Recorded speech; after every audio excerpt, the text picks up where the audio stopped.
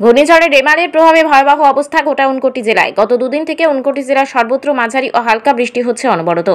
মনু নদীর জল বিপদসীমা ছই ছই অবস্থা। উত্তরাঞ্চলের বিভিন্ন গ্রাম ইতিমধ্যে প্লাবিত। সাধারণ মানুষ তাদের গৃহপালিত পশু নিরাপদ স্থানে নিয়ে আসছেন। যদিও প্রশাসনের তরফ থেকে কোনো ধরনের বিজ্ঞপ্তি এখন পর্যন্ত জারি করা হয় নাই, তথাপি অসাধারণ মানুষ খুবই সতর্ক। কৈলাসহর কালীবাড়ির সামনে প্রচুর পরিমাণে জল জমায় সাধারণ মানুষের চলাচল ব্যাহত হচ্ছে। বিশেষজ্ঞরা বলছেন, আরও একদিন এভাবে যদি বৃষ্টি দেয় তাহলে কৈলাসহরের বিভিন্ন গ্রাম প্লাবিত হয়ে পড়বে। তবে মনু নদীর যে অবস্থা, তাতে করে এখন পর্যন্ত বড় ধরনের বন্যা হওয়ার আশঙ্কা নেই। তাই সাধারণ জনগণ বিভ্রান্ত হওয়ার কোনো কারণ নেই। মনু নদী সহ কৈলাসহরের বিভিন্ন প্রান্তের ছবি আমরা দর্শকদের উদ্দেশ্যে তুলে ধরলাম। দর্শক, আপনারা এই মুহূর্তে দেখতে পাচ্ছেন কৈলাসহর কালীবাড়ির সামনে প্রচুর পরিমাণে জল, হাঁটু জল হয়ে আছে। মানুষ চলাফেরা করতে অনেক সমস্যা হচ্ছে। এই দেখেন কালীবাড়ির দিকি থেকে জল রাস্তার দিকে বেরিয়ে আসছে।